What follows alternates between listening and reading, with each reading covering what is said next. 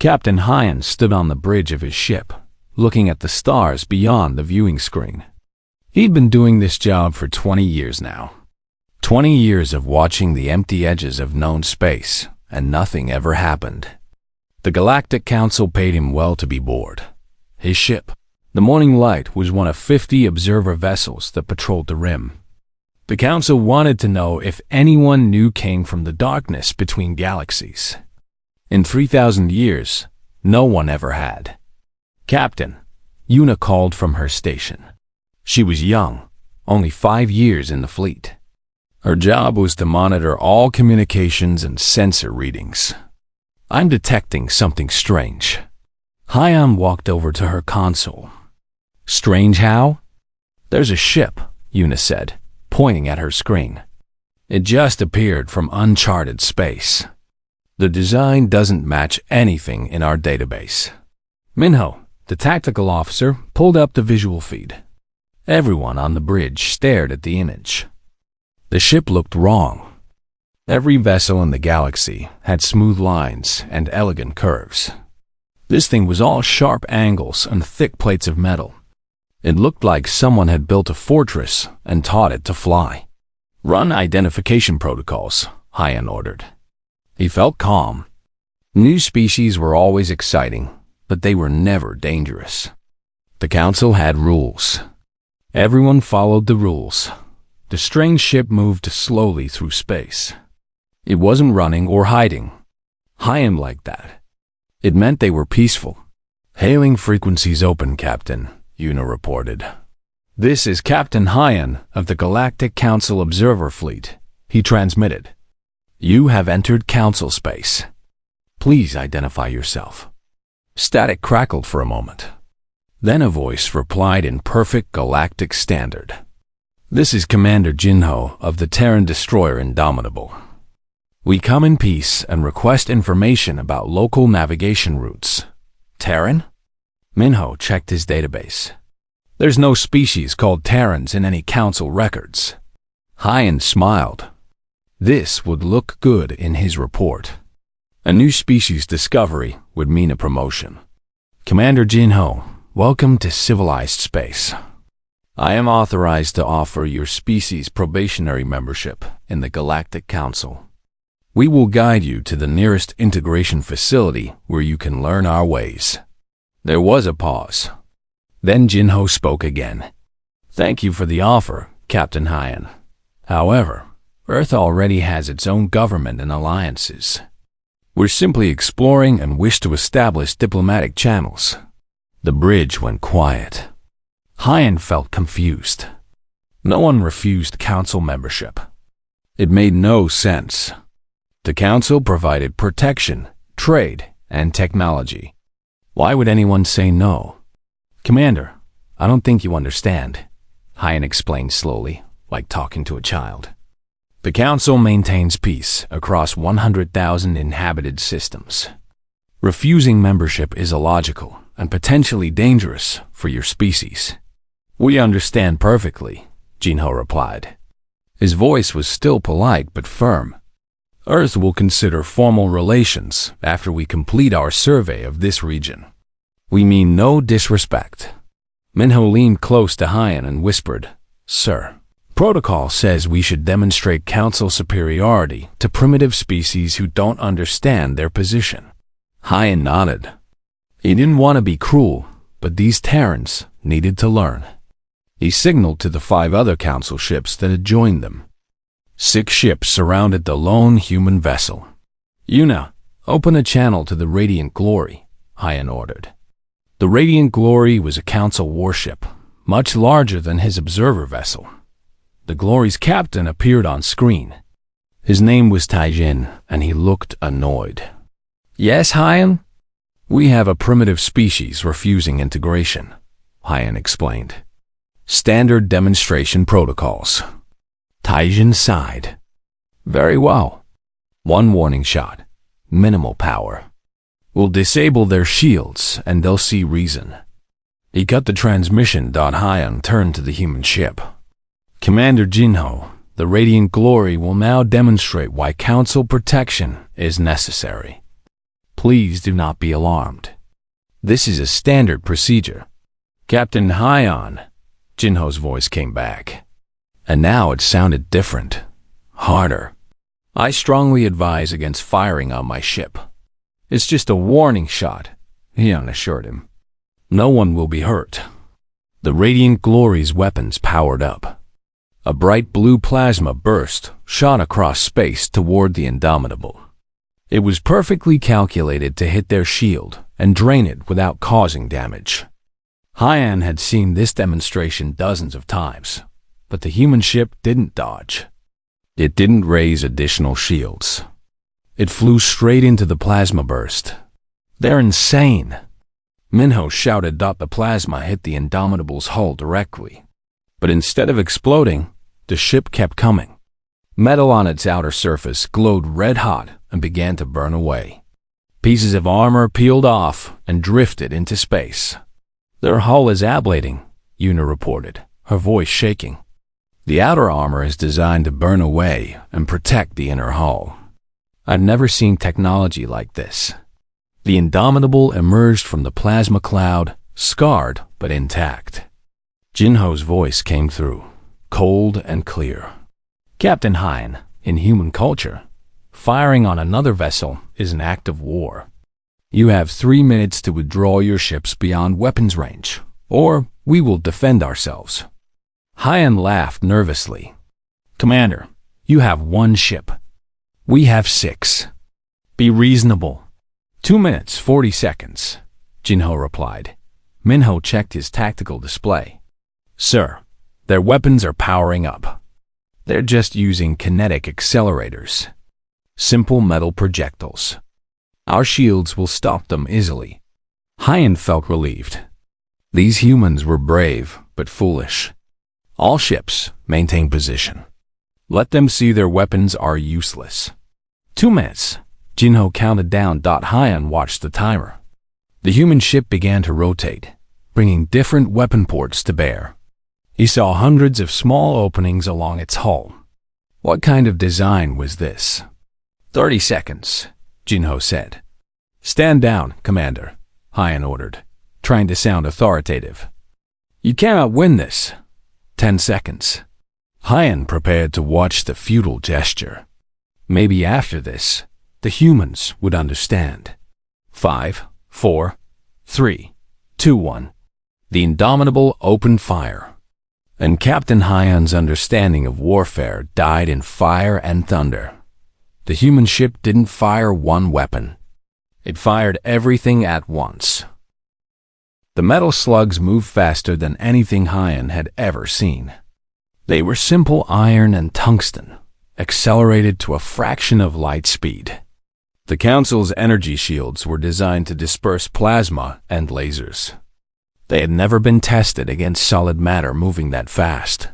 The first railgun round hit the Radiant Glory's shield. The shield tried to stop it, failed, and collapsed. The slug punched through the warship's hull like paper, passed through 3 decks, exited the other side, and continued into space where it hit a second Council ship. Impossible! Minho shouted. Kinetic weapons are ancient technology. 2 more rounds hit the Glory. The great warship shuddered and began to list. Atmosphere vented from dozens of holes. Hyan watched in horror as escape pods launched from the dying vessel. All ships, evasive maneuvers. Hyan screamed into the fleet channel. Return fire! The Council ships scattered, their elegant formations breaking apart. They fired their plasma cannons at the human destroyer. The blue energy bolts were beautiful and precise, calculated to disable rather than destroy. The Indomitable ignored them. The plasma splashed against its heavy armor, burning away outer layers, but the ship kept fighting. It spun and twisted in ways that looked almost violent, bringing different weapons to bear on different targets. They're not dodging, Yuna reported. They're using the plasma hits to manage their heat distribution. They're turning our weapons into their cooling system. Hyan felt sick. What kind of species thought like this? Another Council ship, the Swift Current, tried to flank the human vessel. The Indomitable launched small objects from side ports.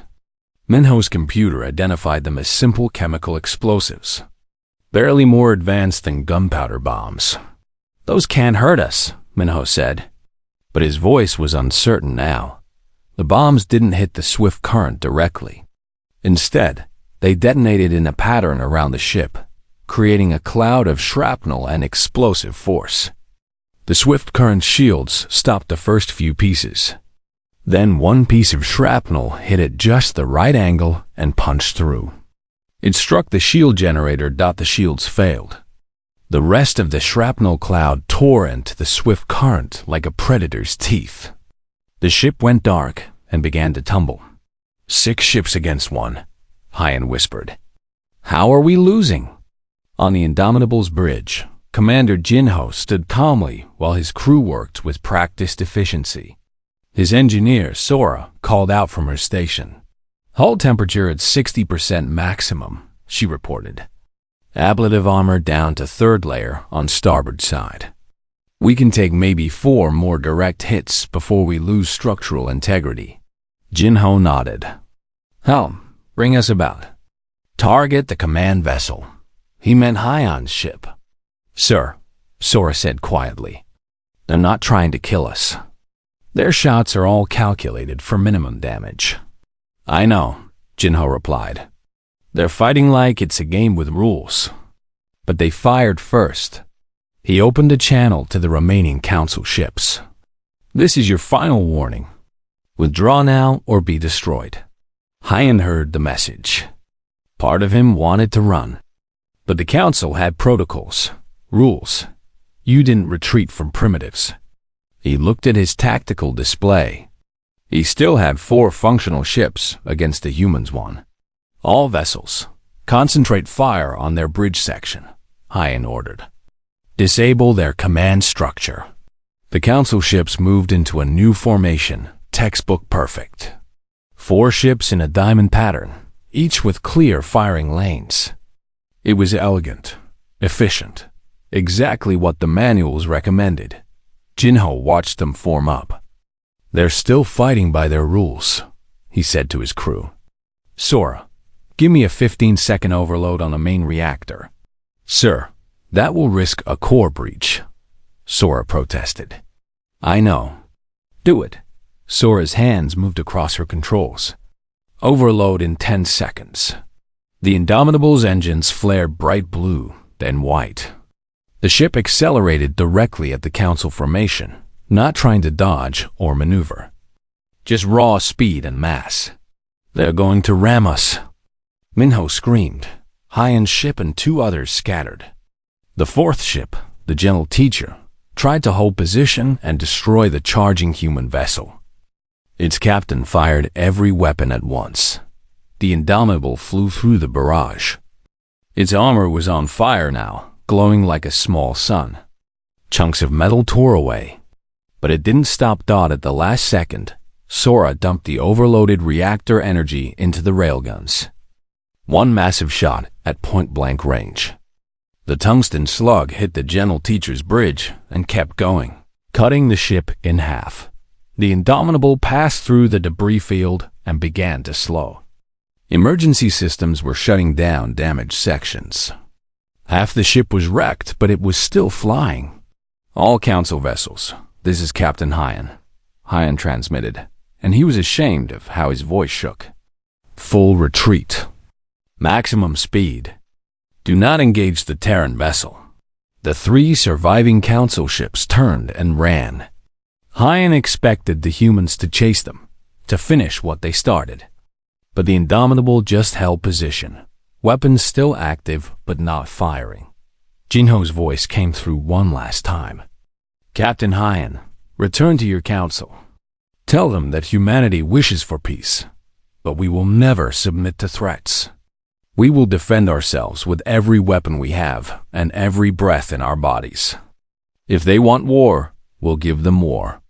If they want peace, we'll offer friendship. The choice is theirs." Hyan didn't respond. He was too busy staring at his display. The battle had lasted 8 minutes. In 8 minutes, One human ship had destroyed or disabled 4 Council vessels. The casualties were minimal because the Council ships had good escape systems, but the defeat was total. Yuna, send an emergency signal to Council headquarters, Hyan said quietly. Maximum priority. Tag it as a first contact incident with hostile outcome. What should the message say? Yuna asked. Hyan thought about the burning human ship that refused to die. He thought about weapons that shouldn't work, but did. He thought about a species that charged into plasma fire and counted it as victory. Tell them we found something new, Hyan said. A species that doesn't fight to win debates or territory. They fight to survive. And they're very, very good at it. In the distance, the Indomitable began making repairs. Its crew worked efficiently, and already the ship looked less damaged. These humans were survivors. The galaxy had just learned that the hard-way. Hyan set course for Council space and wondered what would happen next. He had a feeling the galaxy was about to change forever. The Council chamber was the most beautiful building on the capital world. Towers of crystal reached toward the sky, and inside, representatives from 1,000 species gathered to debate. For 3,000 years, this chamber had never known true fear. That changed when Captain Hyan delivered his report. Counselor, Diane sat in the human delegation seat and watched the chaos unfold. He was Earth's first ambassador to the Council, arriving just 2 months before the Indomitable incident. The other counselors were shouting now, all decorum forgotten. They destroyed 4 Council ships. One counselor screamed, "This is an act of war." They defended themselves after we fired first, another argued. By our own laws, they had the right. Diane waited for them to quiet down. He was a patient man. He had to be, to survive years of diplomatic training on Earth. Finally, the Council leader raised a hand for silence. Ambassador Doyen, the leader said, your species has violated the fundamental principles of civilized warfare. Explain. Doyen stood. He was shorter than most species in the chamber, and humans were physically weaker too. But he'd learned that didn't matter here. Words mattered. Honorable Council, he began. I think there's been a misunderstanding. You see warfare as a tool for settling disputes. We see it as survival. May I show you something? He activated a holographic display. Images from Earth's history appeared. Cities burning, armies clashing, mushroom clouds rising over destroyed landscapes. This is Earth's history, Doyen explained. We've been fighting wars for 10,000 years. Wars over land, resources, ideas, gods. We built weapons that could destroy our entire planet, and we came very close to using them. The council chamber was silent. One counselor finally spoke. You're saying your species is naturally violent? No, Doyen shook his head. I'm saying we're naturally survivors. We learned to fight because we had to. We learned to fight dirty because clean fighting got you killed. And we learned that sometimes the only way to have peace is to be so dangerous that no one wants to fight you. A medical counselor, a doctor named Hana from a peaceful herbivore species, raised a tentacle. I've studied the human physiology reports. Your bodies are designed for violence. You have chemicals that suppress pain and increase strength during combat. You can keep fighting even with severe injuries. This is terrifying. It's called adrenaline, Doyen said. And yes, it's terrifying. But it kept our ancestors alive when predators hunted them. Evolution made us this way. The council leader looked troubled. Ambassador, your species must agree to weapons limitations. You cannot be allowed to bring such destructive capability into council space. No, Diane said simply. The chamber erupted again. Diane waited for quiet. We will not disarm, he continued. But we will offer you something better. We'll share our technology. We'll teach you how to fight effectively. And we'll stand beside you if you ever face a real threat. Real threat? The leader scoffed. The council has maintained peace for 3,000 years. What threat could possibly endanger us? As if the universe was answering, alarms began to sound. A technician ran into the chamber, forgetting all protocol. Deep space monitoring stations, the technician gasped. They've detected something. An old warning buoy just activated in the outer dark. It's been dormant for 3,000 years. Everyone rushed to view the data. The warning was simple but chilling. It was a message from a species that no longer existed, a civilization destroyed long ago. The message said, "The harvesters return in 3,000 cycles. Prepare or die." Diane felt cold. He looked at the council leader. "How long is a cycle?" "1 standard year," the leader whispered. The math was simple and terrible. 3,000 years of peace. 3,000 years of soft, civilized warfare. 3,000 years of forgetting how to really fight. And now, whatever had destroyed an entire civilization was coming back. Admiral Jinwoo arrived at the council capital 3 days later. He was the commander of Earth's combined military forces, a hard man with gray hair and old scars. With him came Minji, a cultural specialist who had studied the council for years. The emergency council session was small, just the military commanders and senior diplomats. Jinwoo didn't waste time with pleasantries. "Show me what you know about these harvesters," he demanded. The council's military chief, a 4-armed species named Kyung, pulled up ancient records. "Not much. They appeared 3,000 years ago. They were biological machines that consumed entire worlds. The allied species of that era managed to drive them away, but at terrible cost. Whole civilizations were erased. How did they fight them?" Jinwoo asked. "The records are unclear," Kyung admitted. "Most data was lost. We know it was brutal and desperate. After the harvesters left, the survivors created the council and the doctrines of rational conflict, specifically to prevent such savagery from ever being necessary again." Minji spoke up. "You created rules for war because you were traumatized by real war. You made fighting safe because you never wanted to experience real danger again." "It worked," Kyung said defensively. 3,000 years of peace. "No," Jinwoo corrected. 3,000 years of pretending. You didn't eliminate war. You just forgot how to win one." The council leader looked at the human admiral. "And you can teach us? You can help us fight these harvesters?" "Maybe," Jinwoo said. "But first, you need to understand something. Real war isn't about elegant tactics and calculated strikes. It's about doing whatever it takes to survive. It's ugly. It's brutal. It goes against every civilized instinct you have." He gestured to Doyan. "My ambassador here is a kind man. A peaceful man. But if the harvesters threaten Earth, he'd burn 1,000 worlds to ashes if it meant saving our home. That's what humanity is. We're the species that looked at extinction and said, 'Not today.'" Hana, the medical counselor who had attended the meeting, looked at Jinwoo with something between fear and awe. "You're offering to turn us into monsters like you?" "No," Minji answered gently. "We're offering to teach you how to survive monsters. There's a difference." The council leader stood. "Admiral Jinwoo, how long do we have before the harvesters arrive?"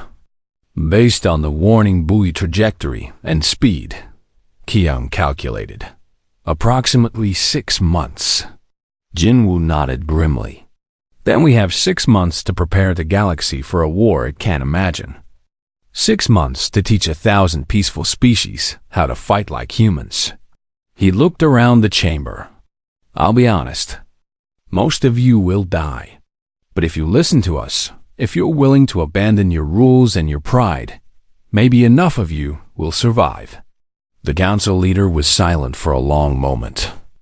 Finally, they spoke. "What do you need?" "Everything," Jinwoo replied. "Every ship, every weapon, every resource you have. And most importantly, I need you to trust us. Because when the harvesters come, there won't be time for debate or democracy. There will only be orders and obedience." The chamber was quiet. Outside in the beautiful crystal towers, 1,000 species waited to learn their fate. They didn't know it yet, but the galaxy had just changed forever. The age of peaceful warfare was over. The age of survival had begun. And humanity, the species the Council had dismissed as primitive, was about to become their only hope. The harvesters came early. They always did. Instead of 6 months, the galaxy had 4. 4 months of frantic preparation. 4 months of trying to teach civilized species to fight like cornered animals. 4 months that wasn't nearly enough. Captain Hyan stood on the bridge of his new ship. After his encounter with the Indomitable, he'd been promoted and given command of a heavy cruiser. But more importantly, he'd spent 2 months training with human tactical officers. What he learned had changed everything. He thought he knew about warfare. Now he watched his sensors as the harvester fleet emerged from deep space. There were thousands of them. Each ship was a nightmare of flesh and metal. Biological organisms merged with technology in ways that made no sense. They looked like they were grown rather than built. "All Council fleets, this is Admiral Jinwoo." The human's voice came through the command channel. "Remember your training. No heroics. No honor. Only survival. Execute Plan Razor." Ion remembered Plan Razor. It was one of 12 battle strategies Jinwoo had drilled into every commander. The humans had strange names for their plans: razor, hammer, broken glass. Each one was designed for a different nightmare scenario. The first council. Defense fleet engaged the harvesters using traditional tactics. Hyan watched in horror as the biomechanical ships adapted within minutes. Every weapon the council used, the harvesters learned to counter. Shields calibrated for plasma? The harvesters switched to acid sprays. Armor designed for kinetics? They used directed energy beams. It was like fighting an enemy that learned faster than you could think. The first defense fleet was destroyed in 40 minutes. "All ships, fall back to the moontrap," Jinwoo ordered. His voice was calm, like he'd expected this. The moontrap was humanity's idea. They'd taken an uninhabited moon and filled it with surprises.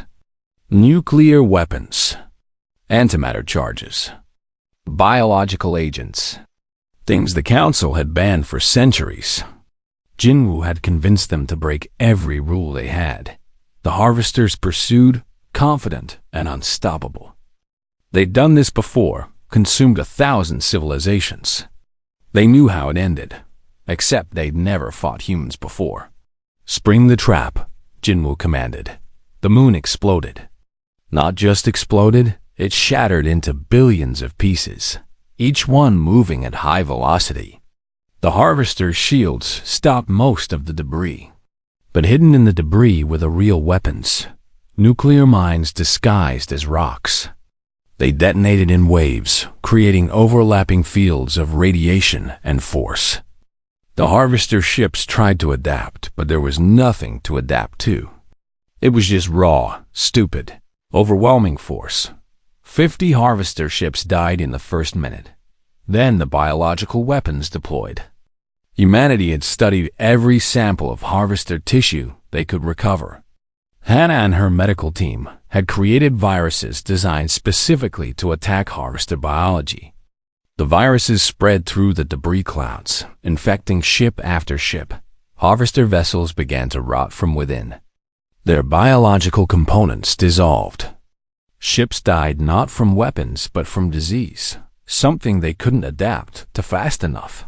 "Now," Jinwoo shouted. "All ships, attack Pattern Delta." This was the part that had shocked Hyan most during training. Pattern Delta had no formation, no coordination. Every ship just attacked whatever target they could, in whatever way they could. It was chaos. It was ugly. It worked. The harvesters couldn't adapt to chaos. They were intelligent, but they looked for patterns, strategies, logic. The Council fleet wasn't being logical. They were being desperate. Hyan's ship dove toward a harvester cruiser. Minho, now his tactical officer, launched every weapon they had. Missiles, railguns, plasma cannons, even old-fashioned explosive shells. Nothing elegant. Just everything at once. The harvester tried to calculate which weapons to defend against.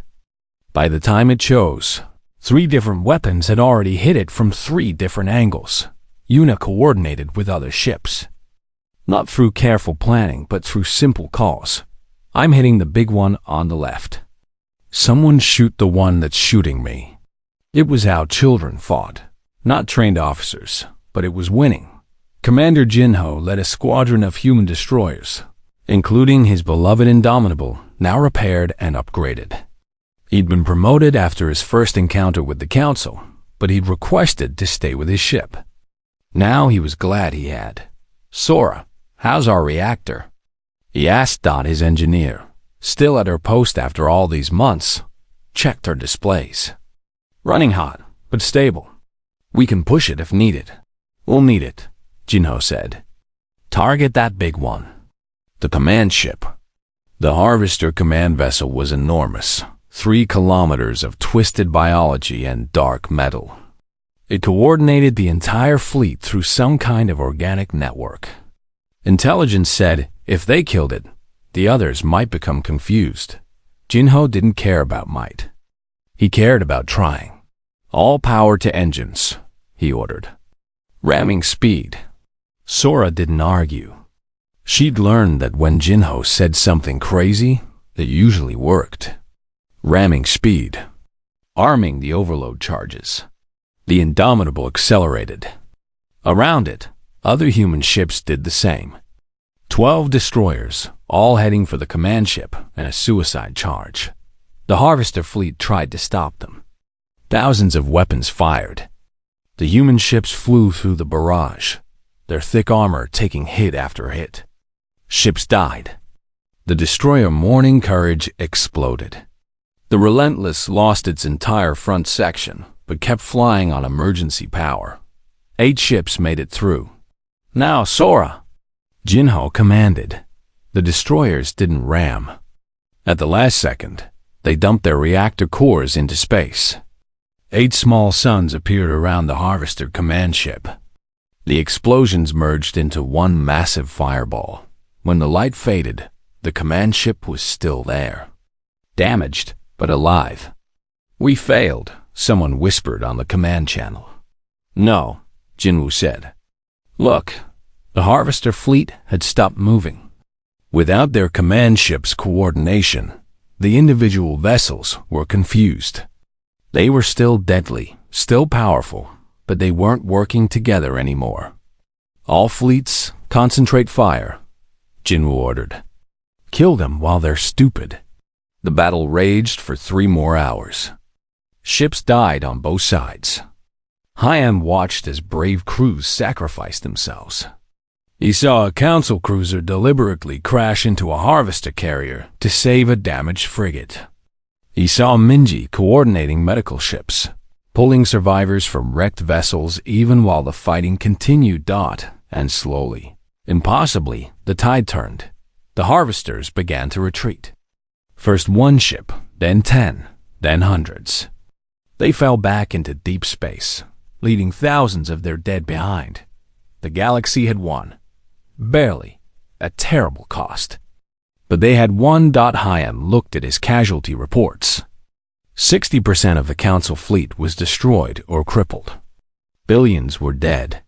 Entire species had lost their homeworlds, but they had survived. On the Indomitable's bridge, Jinho sat in his command chair. He'd lost most of his squadron. Good people. Friends. But they'd accomplished their mission. Sora came over and put a hand on his shoulder. We did it, Commander. We survived, Jinho corrected. There's a difference. But he allowed himself a small smile. Humanity had taught the galaxy how to fight. And the galaxy had learned. They'd never be the same again. Maybe that was good. Maybe being civilized meant knowing how to be brutal when you had to be. The battle was over. But Jinho knew this was just the beginning. The harvesters would come back. They always did. Next time, though, the galaxy would be ready. Because now they knew how to fight like humans. And humans never, ever gave up. 3 months after the battle, the council chamber looked different. The beautiful crystal towers were still there, but now military ships patrolled overhead. The elegant halls had been reinforced with armor plating. Beauty had given way to function. The galaxy had learned a hard lesson about priorities. Ambassador Diane stood before the assembled council. But this time, he wasn't defending humanity. He was helping write the new charter, the laws that would govern a changed galaxy. Article 7. The council leader read, all member species shall maintain active military forces trained in human combat doctrine. No species shall be denied weapons on the basis of destructive potential. The leader looked up. 3 months ago, this would have been unthinkable. 3 months ago, we didn't know the harvesters were real, a counselor replied. We thought we were safe. We were wrong. Diane watched as the vote passed unanimously.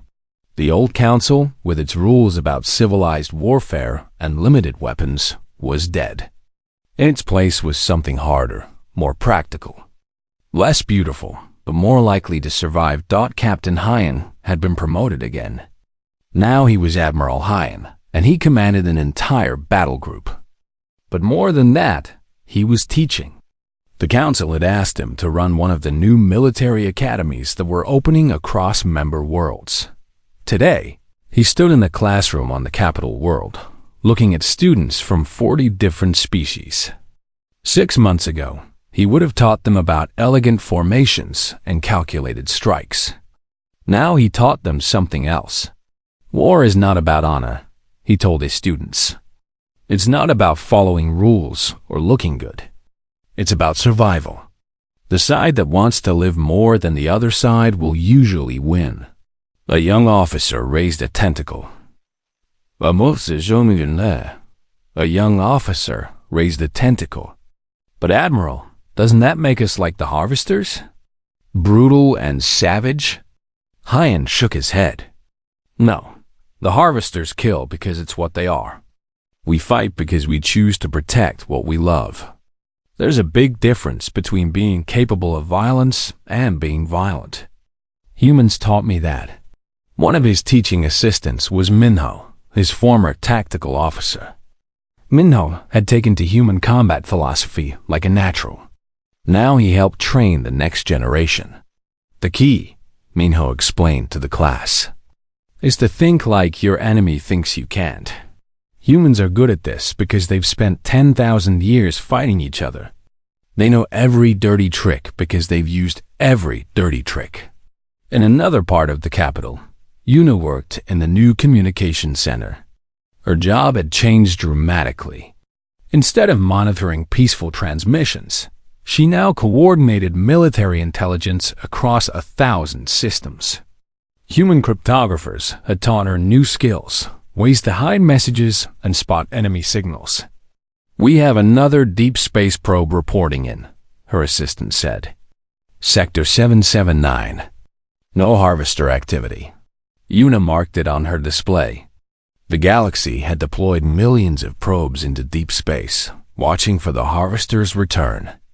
Because everyone knew they would return. The only question was when. Admiral Jinwoo stood in the war room, looking at strategic displays. Beside him was the council leader and several other high-ranking officials. They were planning for a threat that might not come for years, or might come tomorrow. The shipyards are producing at maximum capacity, Kyung reported. The four-armed military commander had become one of Jinwoo's strongest allies. We'll have 50 new battleships completed within the year, all built to human specifications. Not human specifications, Jinwoo corrected gently. Combined specifications. Humans are good at building weapons, but council species have technology we never imagined. Put them together, and we get something better than either alone. Minji entered the room, carrying data tablets. The cultural specialist had become invaluable, helping bridge the gap between human and council thinking. The latest psychological studies are ready, she said. We're seeing interesting patterns. Council species exposed to human military training are developing new cognitive abilities. They're learning to think more aggressively, more creatively in combat situations. Are they becoming violent? The council leader asked, concerned. No, Minji assured them. They're becoming capable. There's a difference. A soldier who knows how to kill, but chooses not to, is more peaceful than someone who doesn't know how. True peace requires the capacity for war and the wisdom not to use it. Commander Jinho had been given a new assignment. He now commanded the Unconquerable, a massive battleship that combined human engineering with council technology. It was the first of a new class of ship, designed specifically to fight harvesters. SOR, A was still his chief engineer. She'd been offered promotions, chances to work on safer, more prestigious projects. She always refused. Her place was on Jinho's ship, keeping the engines running and the weapons ready.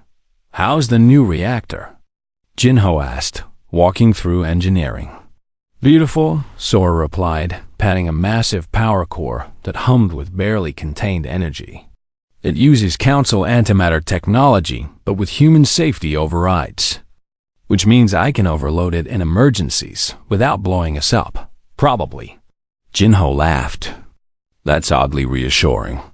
That's my job, Sora grinned. Oddly reassuring engineering. Back on Earth, humanity watched the changes in the galaxy with mixed feelings. Some were proud that human methods had saved civilization. Others worried about what they'd unleashed. Teaching 1,000 species to fight like humans might have saved them from the harvesters. But what happened after? Ambassador Dayan addressed these concerns in a transmission to Earth's government. I understand the worry, he said. But I've seen something amazing here. The council species aren't becoming human. They're becoming themselves, but stronger. They're keeping their values, their cultures, their identities. They're just adding the tools to defend those things. He paused, looking out at the capital city where 1,000 species now work together. We didn't teach them to be monsters. We taught them that sometimes the only way to protect beauty is to be willing to fight for it. That's not corruption. That's wisdom. 6 months after the battle, the galaxy held a memorial service. Billions had died fighting the harvesters. Entire species had been reduced to remnants. The cost had been terrible, but they had survived. Admiral Hyan attended the memorial with his students. They stood in silence, honoring the dead. Then Hyan spoke. We remember those who fell, not just as victims, but as warriors who chose to fight, who chose to stand when they could have run, who chose to resist when surrender seemed logical. They died as humans die, on their feet and defiant. It was the highest compliment he could give. That night, deep space probes detected something. Movement in the darkness beyond known space. The harvesters were regrouping, rebuilding. They would come again, but this time, the galaxy was ready. Admiral Jinwoo stood on the bridge of the Unconquerable, reading the reports. Around him, a combined fleet of human and council ships patrolled the rim. Thousands of vessels, all armed, all trained, all ready. They're coming back, Jinho said, standing beside him. The younger commander had become Jinwoo's second in command. Good, Jinwoo replied. Last time, they fought a galaxy that had forgotten war. Next time, they'll fight a galaxy that remembers. He smiled grimly. They'll fight a galaxy that learned from humanity. And humanity's greatest lesson is simple. We don't give up. Ever. Jinho nodded. When do you think they'll attack? Soon, Jinwoo said. But let them come. We'll be ready. And if they think the first battle was hard, wait until they see what we've prepared for the second. He turned to look at his fleet. Human ships flying beside council vessels. Different species, different cultures, different biologies. All united by one simple truth. Survival required strength. And strength required sacrifice. The galaxy had been speechless when they first encountered a human warship. Shocked by its brutality, its crude effectiveness, its absolute refusal to accept defeat. Now, they understood. Being human wasn't about being violent. It was about being unbreakable. It was about looking at impossible odds and saying, "Try me." It was about protecting what you loved with everything you had. The galaxy had learned to fight like humans. But more importantly, they'd learned to hope like humans.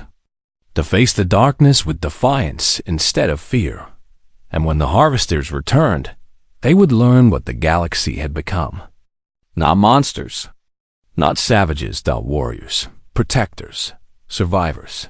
Human lessons, written in starlight and steel. Carried forward by 1,000 species who finally understood what it meant to truly live. Because living meant being willing to fight for tomorrow. And the galaxy, taught by humanity, would fight until the stars went cold.